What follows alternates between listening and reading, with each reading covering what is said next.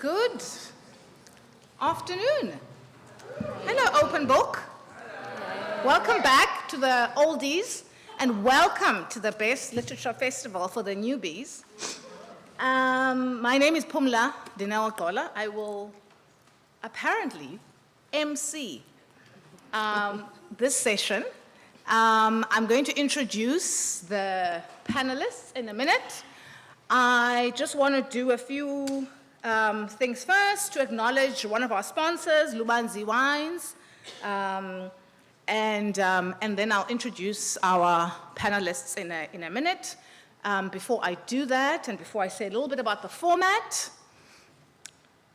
I'm going to offer my first reminder that all the books, the books of all four authors are available afterwards. And so please do make a note to get them, and they will all very happily sign at the author signing table in the foyer. Okay, so I will remind you several times about the books and buying the books and getting them signed. You've been warned. Open Talk is a new format at Open Book. Usually there's a conversation between the moderator and the panelists, and then questions from the audience. We'll still have conversation, we'll still have questions from the audience and direct engagements. But this year, Open Book, the directors of Open Book Festival have decided to try out this new format, and so we will hear a little bit more from each of the authors about their book. So there'll be some kind of presentation or reading from the books or speaking to the books, and then we will then start our conversation. The panelists from closest to me to furthest away from me is Uhuru Portia Phalafala, who is the author of Mine, Mine, Mine. Uhuru is a literary scholar whose work on 20th century South African poetry hasn't just led to 2 books on South Africa's former poet laureate, Kgositsile, but she has also invited us to rethink the connections we often take for granted between women's poetry and radical activist imagination under apartheid. And now she has written this exquisite collection of poetry that does all sorts of wonderful things, but you'll hear from her reading from it now. Thank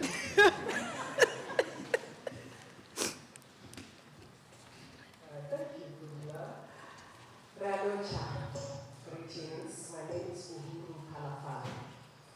I will be reading from my collection, Mine, Mine, Mine. I apologize for the pricing of this book. It is an epic in 6 movements, and I will read from movement 2, hoping that you are able to follow. I will begin in movement 1. I'll begin with the epigraph. In 2018, a historic silicosis class action lawsuit against the mining industry in South Africa was settled in favor of the miners. Footnote: the miners are dead. Bringing legality into matters of state versus property reproduces colonial violence. How about land? What about white capital? What about black overlords? Some are still buried under mine shafts. An unpayable debt, no favor. An incalculable catastrophe explored in 6 movements. Movement 2. A vicious modernity disfigures black maternity, turns black women's wombs into factories producing blackness, wombs of profit and profits, birth canal, strengthening GDP, ushering children into non-status, non-being, black women's birth canals, domestic middle passages, forced to deliver sons into the mind tomb of the state, a dehumanizing project that traps mothers into obligatory reproduction to honor patriarchs, to honor capitalist duties, widows with living husbands, birthing sorrow and longing, youthful hearts gorged by grief, under patriarchal oath and code of silence. We do not speak of our heartbreak, the depression, the inability to breathe, the lustful nights, desire for flight, the foundering dreams of the city of lights, the unspoken rights to partake in the gold. We shall forget the newborn, the ones we buried and never talk about, the tongues we had to swallow in our mourning, trailed with blood stains of memory. We shall master silence and forgetting, grieving but not crying. The present is a tough terror to swallow, a contaminated place to breathe, artificial in cemetery, windows broken by inherited shame, grief, longing, loss, spiritual dis-ease, the terror of leaving and never coming back, rageful outburst of unprocessed grief, fermenting in the foaming mouth, swelling, inflamed, sprouting outgrowths, history. History is brewing in my uterus, fibroiding and braiding my past with a present that triggers mine fields. Miners shot down.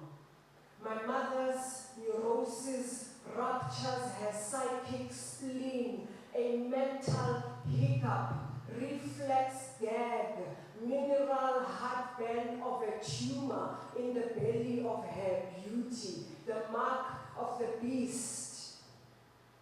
I am of her embodied grief, body, an inventory of leaving, black rage in swallow, my skin, a pathology of violent encounters, an inhalation of fibric intimacies, a memorial to enforced labor. How do you raise daughters to become widows? To be the most unmarried, married women, to mother without fathers, to break flowers in their mouth, to live with the aftertaste of extermination. Well, they must excel at swallowing grief. Kneel at the altar of duty, martyr themselves in their father's honor, be eloquently unsung, be obedient to loss, especially of self. Too many grievances spoil the rot, a calculus of black female death. There's no space for your tears here. Your depression offends me. The weak die before they are born, and girl, you are gonna live even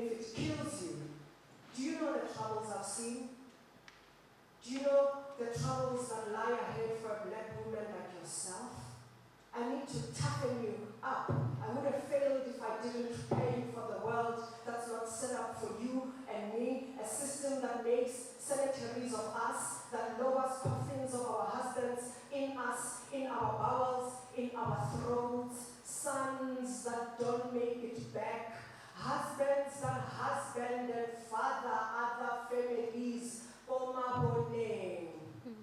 We've buried daughters like you, daughters like us, for they brought grief, won't even look at you. Young bulls are prized, boys, boys, boys. We were born widows into this condition that doesn't have a name, a mother without children, a neurosis of history. Sons and daughters were tortured in prison, chopped up and bribed by cannibals of the state, brain damaged by torture, then dragged behind a buggy, disemboweled, decapitated, maimed. These bodies returned to mothers and wives, unadorned by the national flag, to bright-eyed daughters and sons whose sparkling suns set before their prime. How do I receive their dismembered parts? How do I remember the dismembered? We are born in a blanket, come of age with a blanket, then the blanket of our womanhood, the gift blanket of our marriage, of our first child, the second child, the blanket to mourn our miscarriage, our stillbirth, not breathing under a blanket, the blanket you bring from Egoli, a declaration of our love, the blanket to mourn you when you don't return, when you return dead, decapitated, maimed, disemboweled, the blanket of devastation to hide my pain and tears. Incantatory sobs of a praying mantis under a blanket, a kanga, a macabre on a code of broken wishbones from sacrificial cocks crushed by silence, burying violence like seeds, firing up future soils here and forevermore. I cannot breathe.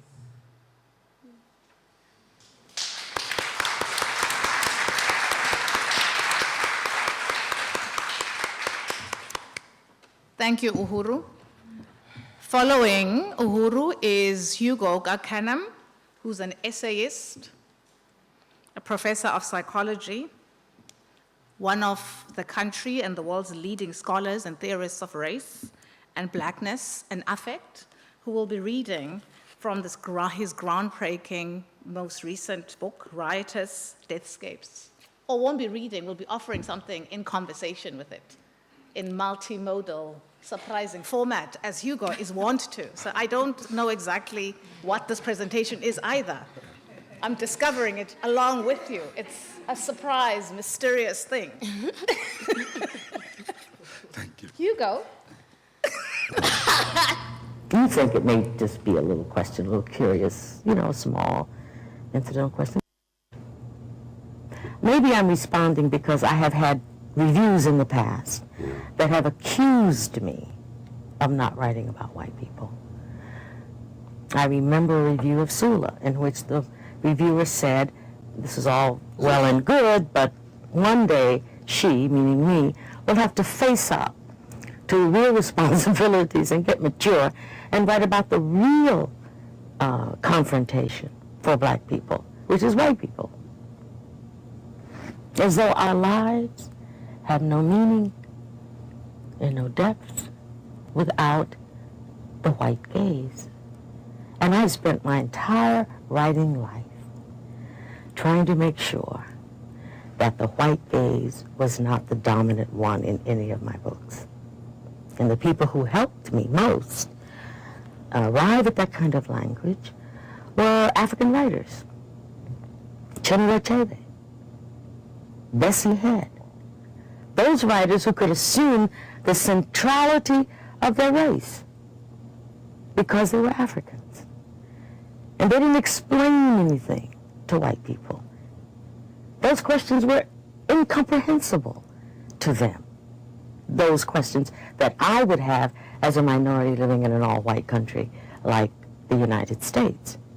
But when I read the poetry of César, or the poetry of Senghor, or the novels particularly, Things Fall Apart was more important to me than anything. Only because there was a language, there was a posture, there were the parameters. I could step in now, and I didn't have to be consumed by or be concerned by the white gaze. That was the liberation for me. It has nothing to do with who reads the books. Everyone of any race, any gender, any country. But my sovereignty and my authority as a racialized person had to be struck immediately with the very first book. And it was strange because in this country, many books, particularly then, 40s, 50s, you could feel the address of the narrator over my shoulder, talking to somebody else, talking to somebody white. I could tell because they were explaining things that they didn't have to explain if they were talking to me. It was that. So it's profound for me. So that I may be, you may be right, maybe I'm over-dramatizing the whole question, which was innocent enough because the problem of being free to write the way you wish to without this other racialized gaze is a serious one for an African-American writer.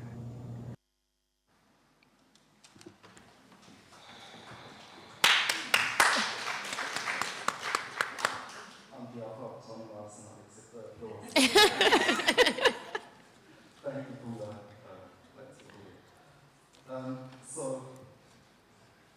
I'm not going to read from my book,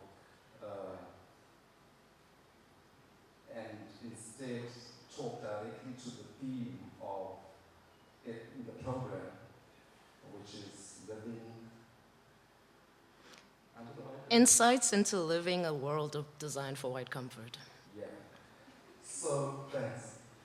As I've gotten older, I have more and more understood Toni Morrison's warning that whiteness is a distraction.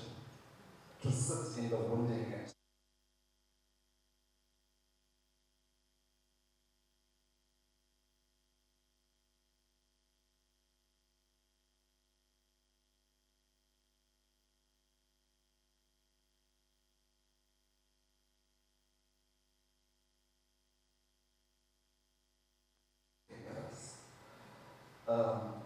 and I hope, like the organizers of Open Book, that you understand that whiteness in this context denotes an attitude of superiority and not, the person. It might be possible, right, to be white and not, hopefully, to ooze whiteness. I do find it ironic that, 4 great writers would talk about whiteness. One of the reasons I moved to Johannesburg just under 2 decades ago was because on my visits there, I felt free of the panopticon of the all-seeing white gaze of Cape Town. From my experience of living in Durban, I was also exhausted to being a guest of isiZulu ethnic kind of hegemony. In Johannesburg, I experienced a multilingualism that made space for most people. One could fade into the background and the tenor of the city without being an exception, neither at the center nor at the margins. And while all major cities are made for white comfort, in the first decade of the century, I was part of a culture of remaking the city in ways that reckoned with my existence, not as an extra, but as an actor. This might be described as black and queer world making. Of course, my life of Johannesburg is wearing thin now with all the explosions and the xenophobia.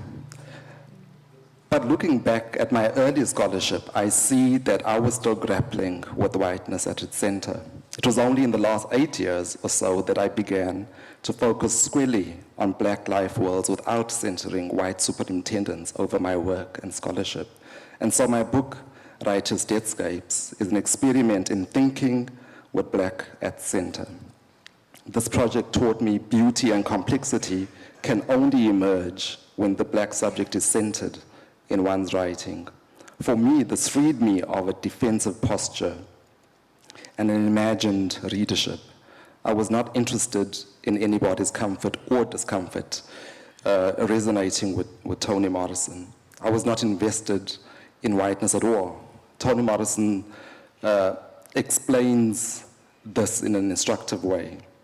Her books, and indeed Pumla's books, and she also points to Bessie Head and Chinua Achebe, are tapestries of black worlds that do not surrender to comfort, for anybody's comfort. For me, centering the black world of Imambondweni, or the Wild Coast region, as you might know it, gave me a certain clarity in vision without distractions of stereotypes. I was able to see old people in my community as, without romanticizing them, as sages with rich archives of black life. And for the first time, I really looked at them and saw that they loved me without question, despite the many ways that I'm an insider and an outsider. To see love, one must really see the object of their love. In this project, I was able to witness, for example, how adolescents theorize themselves and their worlds. I would not have come to this project if my psyche was consumed by whiteness and making space for comfort. At events like this, it is not uncommon to hear questions about why it is that we are thinking and discussing race at all. Since that debate requires defensiveness, I won't go into the distraction. Instead, I want to suggest that my focus on black life paradoxically frees me from race. Not to worry about whiteness might be a way of actually deracializing ourselves and our writing. My co-protagonists in my work live far away from white life in deep rural Eastern Cape. They do not spend their time thinking at all about white people. My writing was compelled to follow them to this space where whiteness is a minor character. With this knowledge in the foreground, even when I'm in Cape Town, I carry the knowledge that this is a small part of the world. Where I come from, whiteness does not order life. Thank you.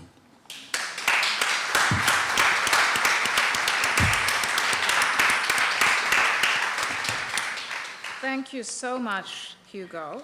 Our next speaker is Lebohang Masango, who is a former poetry slam queen, essayist and anthropologist, who has written, and remember to get the copy, Soft Life, Love, Choices, and Modern Dating, and she will speak to us about aspects of her book. Lebu. Hi, everybody.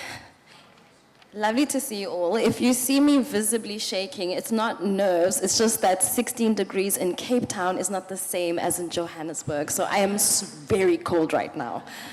Okay, so I'm currently doing my PhD in work that aims to explore the political economy of love. It's something that I've recently come into through my master's studies in social anthropology, and I'm really passionate about it because it is a way of investigating how state failure in South Africa can bring about new insights regarding our romantic relationships and how romantic relationships can bring into relief some of what's happening with our state. And I think it's a really fantastic approach that I'm really interested in. So this book is a little bit of that, okay? So I'm going to read from it.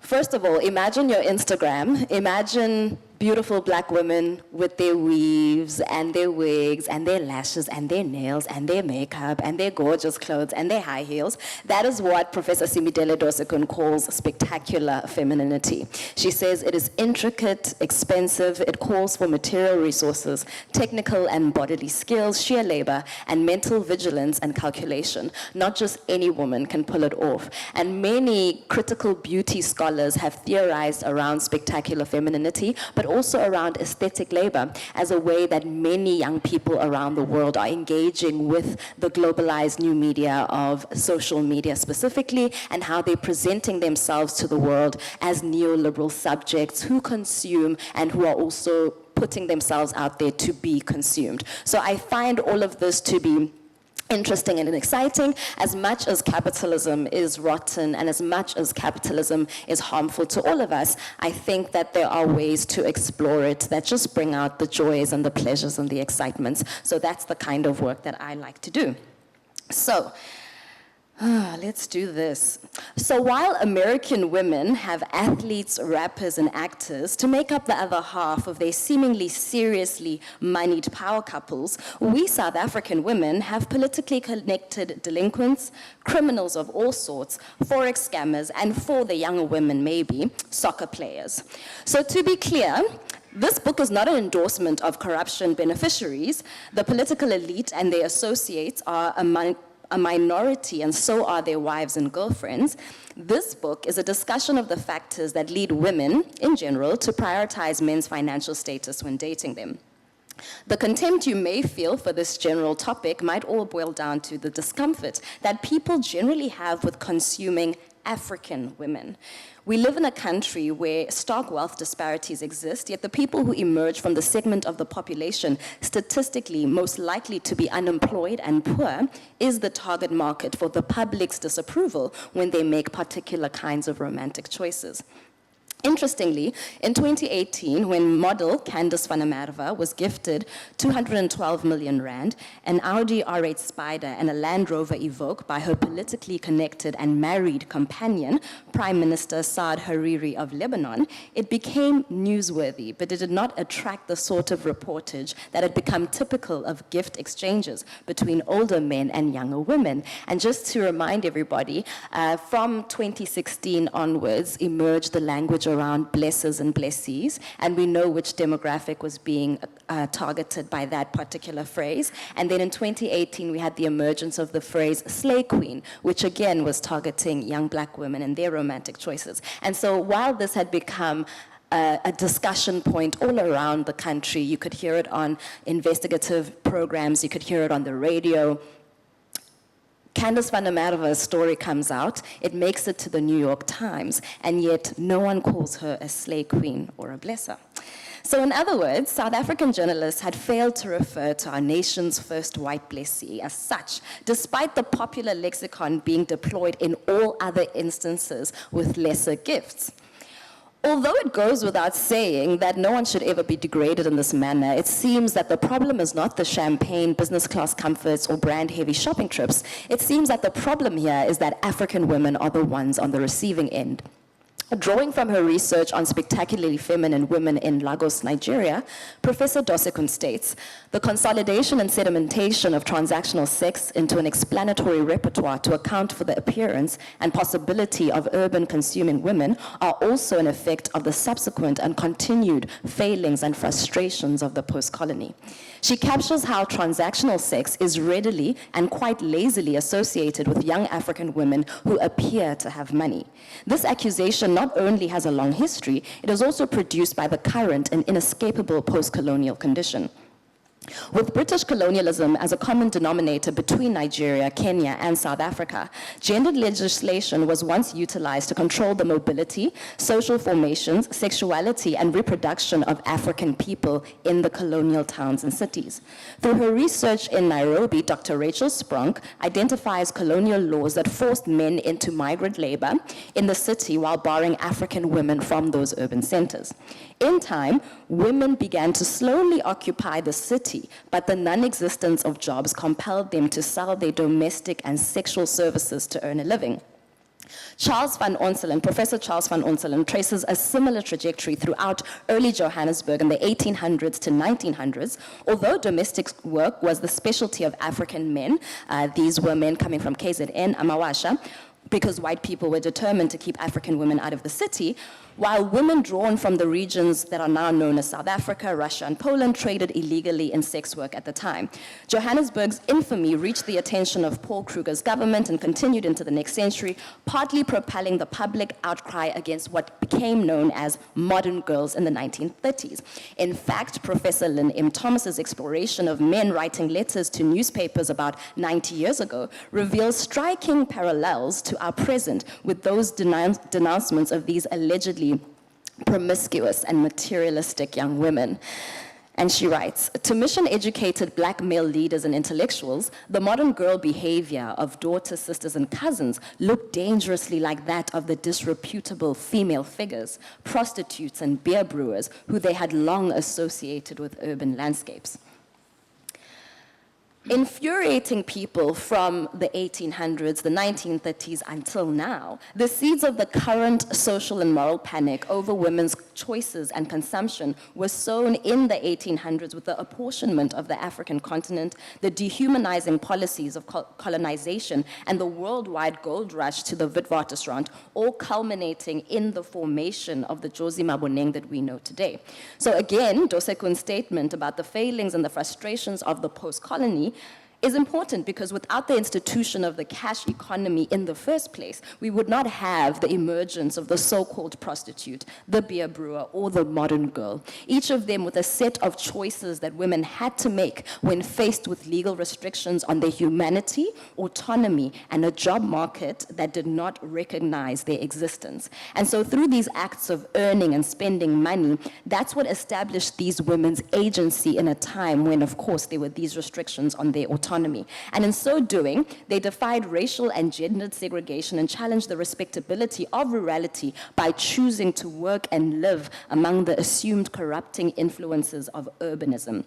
Just as it was in the past, the current discontent over the soft life, blessies, slay queens, whatever you'd like to call them, is an underlying expression of powerlessness against the overwhelming brute force of social transformations, changes that have no regard for African personhood or the severe undermining of pre-colonial and current patriarchy.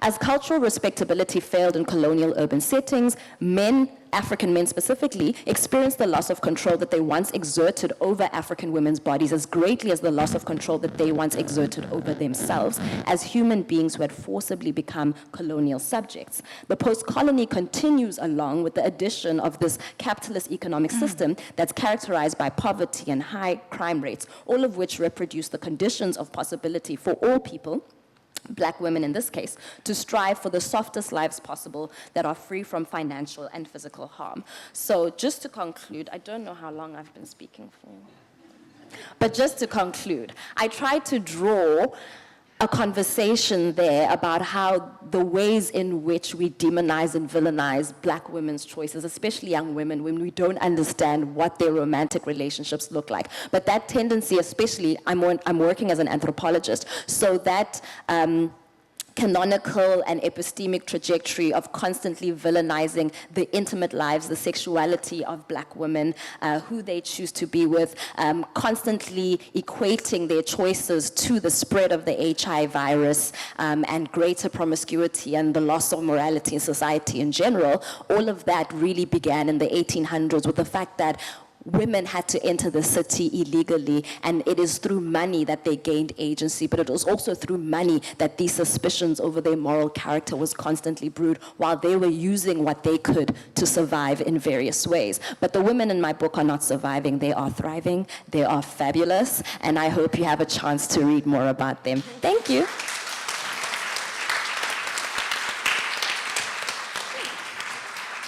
Thank you very much, Lebu. What I didn't say about Lebu when I was introducing her, there's so many things to say about Lebu, but I'm going to, since we're at a book festival, I'm also going to say, in addition to getting the soft life, because Lebu is also, Lebohang,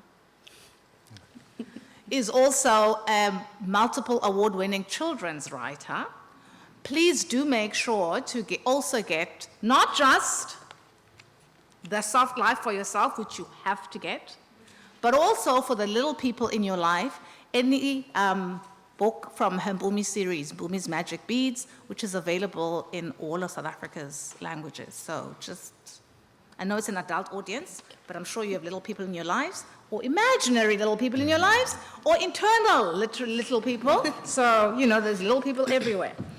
Now, last but definitely not least, Thandiwe Ntshinga will speak to us. She has, I'm going to start, so Thandiwe Ntshinga is a volunteer hairstylist, dog-loving poultry farmer who describes herself as a semi-retired activist. She has anthropology degrees from universities of Stellenbosch, UCT, and I suppose I should say universities of Stellenbosch, Cape Town, and the Witwatersrand. And she's currently based at the University of Johannesburg's Center for Race, Gender, and Class. Her book, which is on sale, I have the published version, because obviously I had to read it in order to have a conversation with her, but you can get copies of her book, which is boldly titled Black Racist Bitch: How Social Media Reveals South Africa's Unfinished Work on Race. Thandiwe.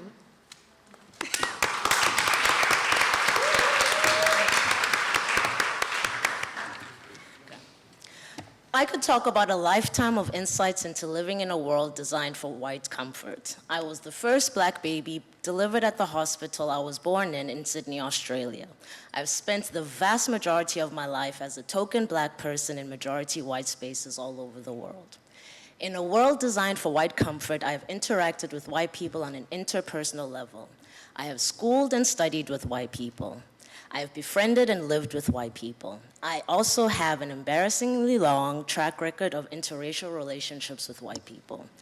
However, for the purpose of this presentation, I will focus on the past 10 years, where I've engaged with white people and whiteness on an academic and intellectual level as a critical whiteness studies scholar.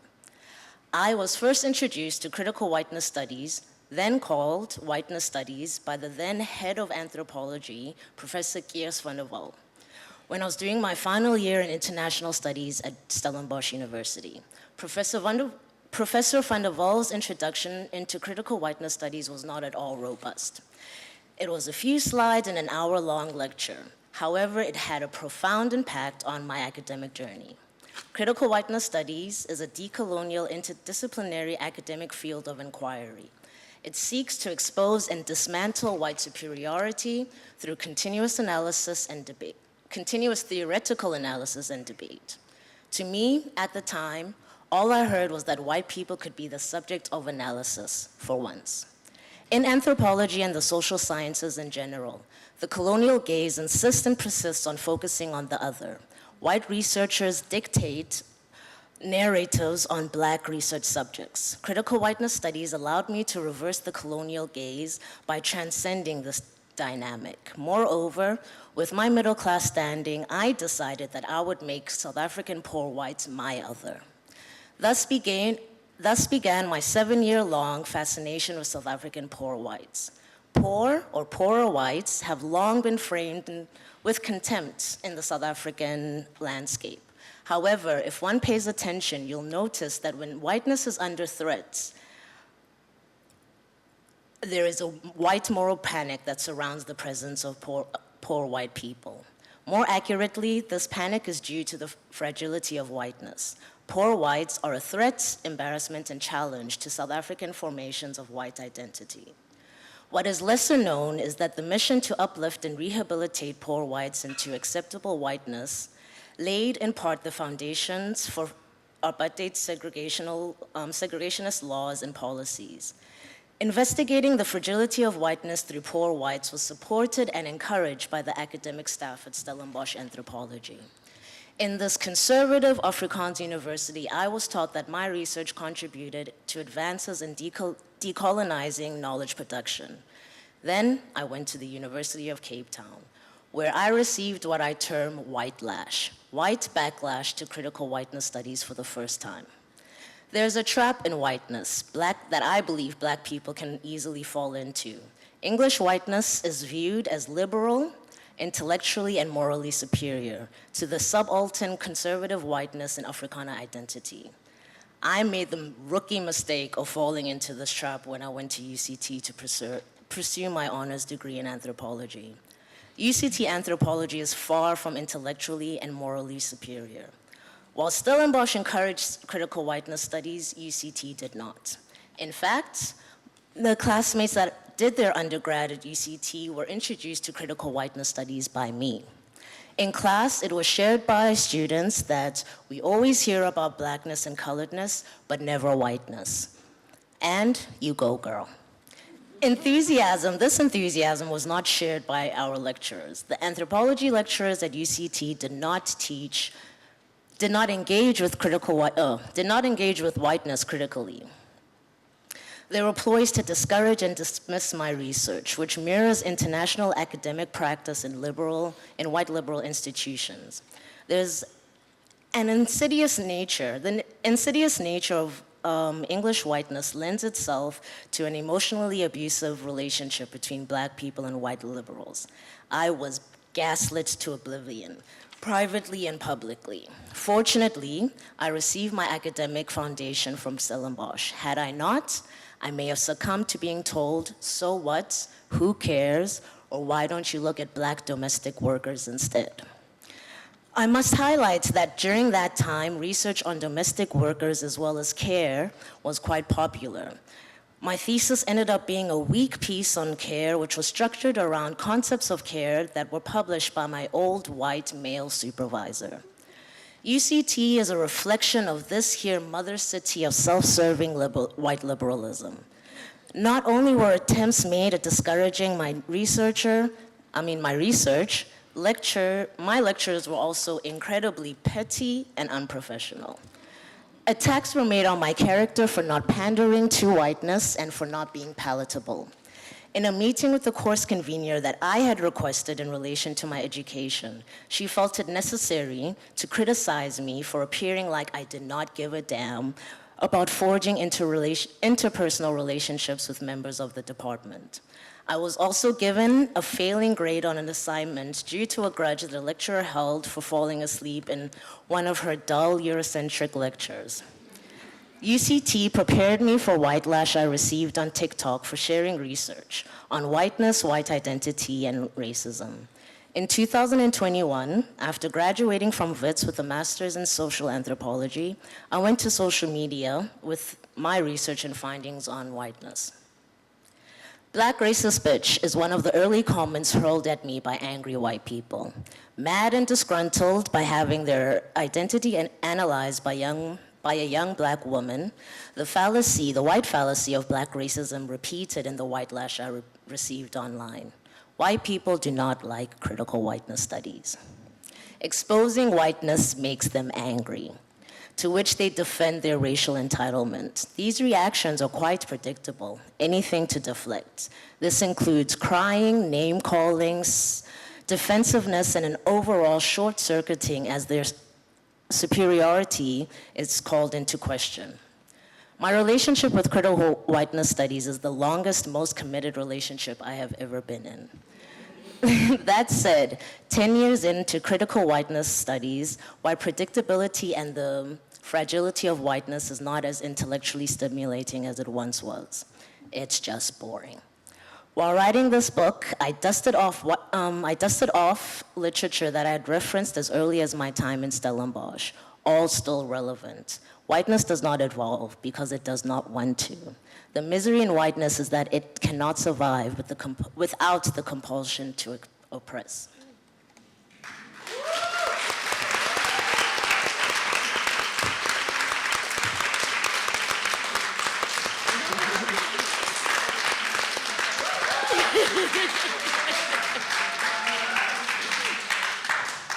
Thank you very much. And so I have hundreds of questions for each one of them. But before I do that, I'm going to ask you to give me an indication. I'd like to get an indication because I also want to keep an eye on the time. If there are questions from the audience, I don't see any hands. I see one hand. Is your hand up? No. Oh. You were just waving at me. Hello. Hi. Okay, so I'll ask the first question then. So, as you've heard from our speakers and Toni Morrison, Praise be. these are very different books and come at the subject, or choose not to come at this subject, in very, very different ways. Different books, 4 books that stage the possibilities when white comfort is not the default, unquestioned reference point, norm, unseen, taken for granted. Thandiwe, I think out of the 4, you address and critique whiteness quite directly. I'm going to ask you, so I'm going to start with you then. On page 56, you say, white people may act like they do not comprehend notions of white privilege. However, the dominant white middle class's attitudes towards white people that live below expected levels of economic comfort for their racial group is telling. And I think this is fascinating. Why this interest, specifically as your research focus? What does it illuminate? Illuminate rather. What does it illuminate about whiteness, about race, about South Africa that is otherwise hard to see? You know, in South Africa, when we talk about racism, I think in general, when we talk about racism, it's about talking about the people who are affected by racism. Critical whiteness is about looking at the center as opposed to the margins. So I think the reason why our conversation remains stagnant is because we're talking around whiteness. In fact, we're conforming to white comfort. So I don't know if there's more. Okay. Uhuru, you come at, I think even the very title, even the very title of your collection plays on, it seems it's kind of an incantation. So there's something very musical and beautiful about, and performative, not performative, a performance in it.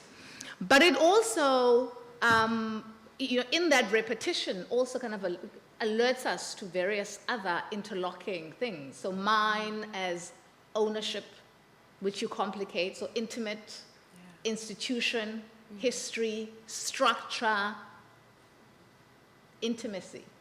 Do you want to speak a little bit about why that particular approach, but also as someone who writes so eloquently in so many other forms, why poetry for this particular exploration of the connections between kind of institution, like structure and the intimate?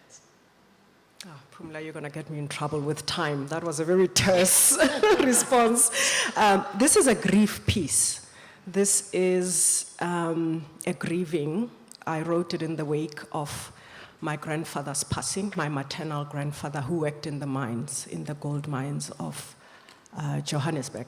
And we live and are from Limpopo, so he would commute and return home in December for 3 weeks, only that period in the year. So in the wake of his death, I was mapping a lot of things. Mine, my pain in my body, the pain in the family, the pain wreaked on his body. The opening lines of this is, my grandfather is dead. He was vomiting blood.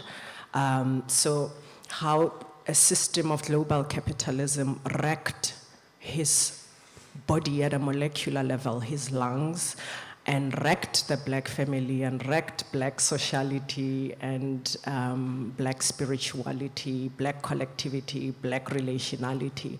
So it really is a grief piece, and it follows how intersecting systems of power race, colonialism, capitalism, patriarchy, ableism, how they all can be located in my body. So it moves from the body. It really is a document that locates all of these vectors of power that have come to define the crisis, the catastrophe that we are in today. It locates them in the body. And that is the mine. I liked the title. I was like, that's nice. So yeah, it points to, the usual use of the phrase greed, mine. And it's mine, my family, my people, and the mines. So yeah, it's a multiple kind of reference. Absolutely. I absolutely loved the title as well. I mean, so kind of deceptively simple, right? So the ownership, absolutely, the beauty of the ownership, but also the contestation of the ownership. And of course, the mine, the thing. The mines. The Joburg and Kimberley and Klerksdorp thing, that mine. Yeah. Lebohang, Hi, Prof. you are particularly irritated by the too easy and violent, you argue, when you show, you show, allusion and grasping at the language and the framing of the kinds of relationships that your protagonists, Bongi, Camilla, Jolie, Lihle, and Nomonde, choose to weave in and out of as transactional sex. You also, so that's one thing. You also, you write, and when I read this, and you mentioned it in different points in your book, but the first time I read it, I got goosebumps.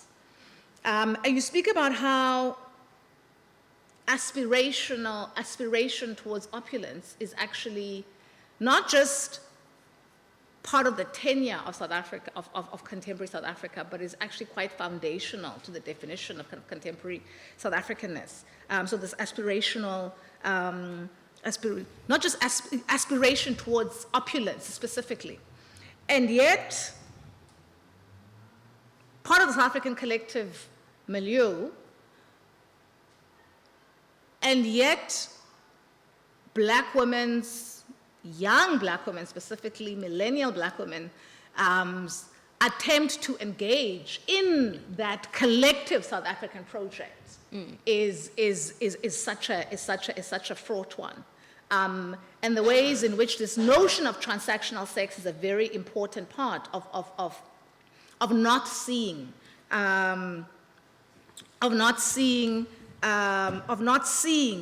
what is really, what these relationships also illuminate.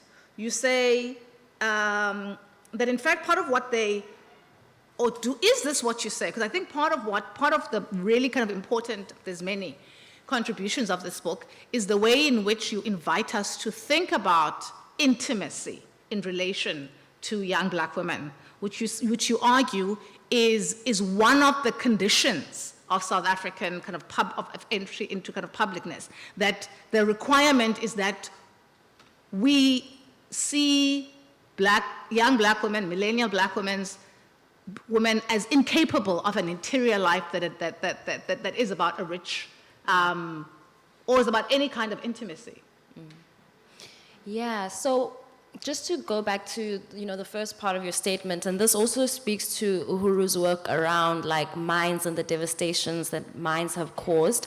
And some of my poetry work looks at like mines and what Johannesburg is. And I'm just obsessed with Johannesburg in all the work that I do. But I think the way in which the city becomes, the way in which South Africa becomes, it has always been aspiration, but like parallel to capitalist greed, which is then parallel to like consumerist greed. Like that is how this country and how the city that I'm from specifically has been formed. And so even when the African National Congress takes over about 29 years ago, you know, they in their own ways continue the corruption that was began by the National Party and the Union of South Africa and everybody, you know, all of it has been rotten and corrupt from the beginning. And so the ANC is just continuing that, that legacy. And they're doing it obviously in a very flashy, ostentatious way. I hope I use that word correctly, but they're doing it in a very flashy way and ways that can be captured and documented and shared on social media as well. So it makes the spectacle even bigger, right? And so I do find it very annoying that when the state is specifically in charge or at the forefront of these kinds of greed, that when we think about like morality in society and who is at the forefront of letting us down, we do think about the ANC, we do think about politicians, but in many ways, we almost take our frustrations out on young women and young women who consume, and because we don't necessarily know what the interiority of their intimate lives are like, then it's easy to be like, I wonder where she got that bag, or I wonder who she's sleeping with for money. And it's just an accusation that really does frustrate me because it's just easy to do that. Whereas we don't do the same with young white women or young Indian women specifically. We allow them to exist in whatever their femininity is. We allow them to exist without necessarily questioning the origin of what they have and what the aesthetic is formed around.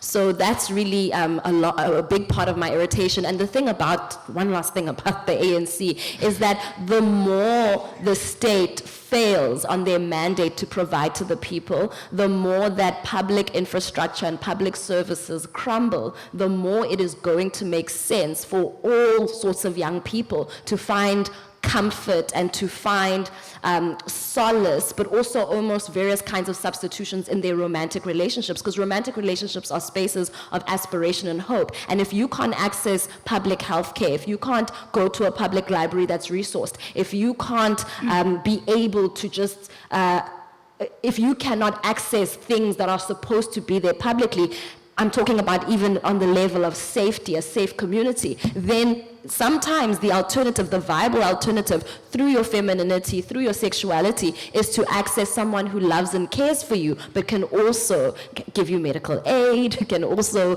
give you an allowance to go to exclusive books or whatever the case is, because your library is under-resourced in your community, whatever the case is. But I'm trying to eventually draw that relationship to show that as the state fails to act on their mandate towards the people, the more this is going to be more commonplace. And so let's get over it already. Let's stop pointing fingers at young women, because soon it's just going to have to be a way of life as capitalism continues to put us all through the ringer.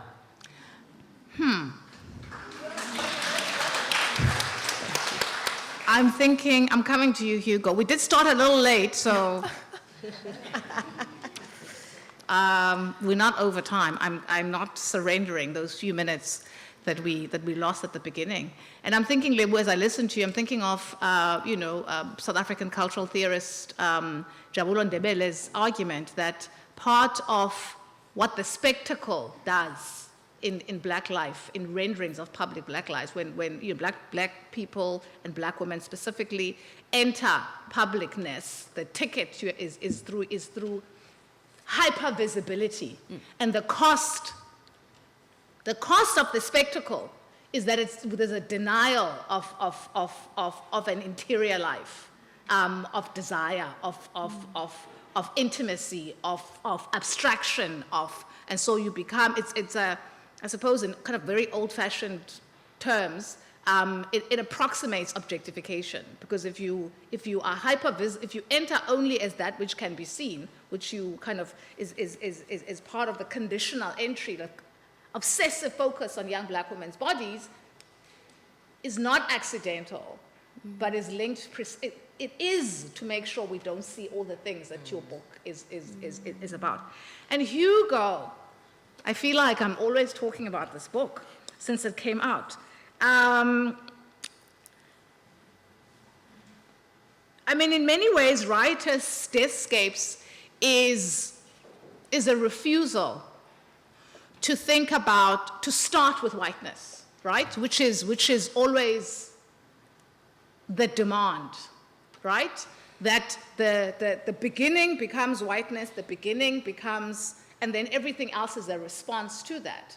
And it is to say, not pretending whiteness does not exist in the world, but to look at the real cost that happens when we pretend that this is the only conceptual universe, right? But also that this is the only historically important way in which different people, differently codified, have interacted. And I think that in your development of ukwakumkhanya, and I'm sorry, maybe you can explain a little bit of what it is. Ukwakumkhanya, but also maybe you can say a little bit about the castaways, because I think that, you know, in the big dominant narrative for important reasons is that the interactions between people structured as black and white, or legible now as white and black, is only one kind of narrative. And yet in the context, and that in interactions between black people, Africans and Europeans historically, the reference point automatically is one of white overdetermination. And in this instance of the castaways, Emambondweni, you show us a very different kind of white existence that is possible when blackness is the reference point, which we're not even able to think about because this other kind of overdetermined starting point is rendered automatic. I love hearing you talk about my book because you teach me about it.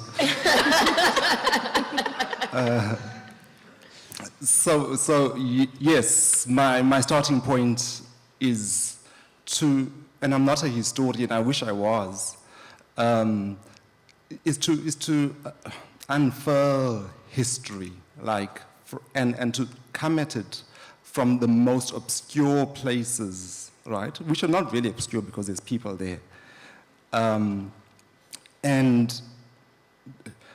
in some ways that decenters the overdetermined narrative, right? And the castaways that you're referring to in the first chapter of the book I think Michael Teitelstedt and a number of writers who've written about that moment when the ships wreck Emambondweni on the Wild Coast is a foundational moment filled with anxiety, right, for white arrival, right, and the British newspapers are writing about. In fact, they should have rather died than to survive because those Hottentot cannibals are going to eat and rape them. And yet there's a different narrative if you think about the people who they found there. So I imagine a ship wrecking and there are people watching it wreck, right? To start from a sturdiness on land rather than a wonkiness on the water. And what emerges when the gaze, right, is secure in itself, has been there, and is theorizing as the world happens rather than a subject of something happening to them. So imagine a setting where whiteness is disoriented, right? The landing, the crash on the shore. And there are people who know the world, who take them as guests and create other ways of sociality, which is not the dominant narrative that we know. And so how these small spaces can teach us new ways of thinking. Sorry, I'll stop. Fantastic. So we've now come almost to the end, but I'm going to thank my wonderful panelists. I'm going to remind you, you have to buy Hugo Canham's Writer's Deathscape. If you think, it also shows you how little you know about your own country and the possibilities of living in the past, in the future, and just what it means to live in multiple conceptual universes at the same time, the joys, the difficulty, the complications. You have to get this book. You need this book. The Soft Life, another book that challenges what you think you know about what's going on and who people who aspire to the soft life are, how, very beautifully written and rendered and complexly, it'll make you think you need this book, The Soft Life, and Bumi's Magic Beads. Mine, mine, mine. As Uhuru said before she started reading, it is in 4 parts, all very differently structured, different structures of emotion, a beautifully written, rendered epic. Another book you need in your life, available for sale. You can afford it. And I'm very sad that I wasn't early enough to grab a copy of Thandiwe Ntshinga's Black Racist Bitch. Now, That's my cousin. Yay, cousin.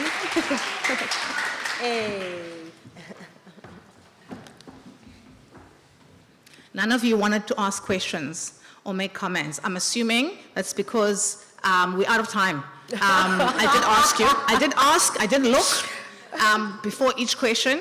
I'm assuming that these books, it was because they made you think, they challenged you, they caused you to pause, which is the most valuable thing about books, because I think certainty, this absolute dominance of certainty, is a big part of what's wrong with the world. And so pausing and questioning is certainly a big gift of these books. Thank you very much. You have been a great audience. I wish you'd ask questions when we had time. No, we're way out of time. I've been asking for questions. So thank you very much. Get the books. They will all sign. Thank you, Lebu. Thank you, Hugo. Thank you, Thandiwe. Thank you, Uhuru. Thank you, guys. Thank you.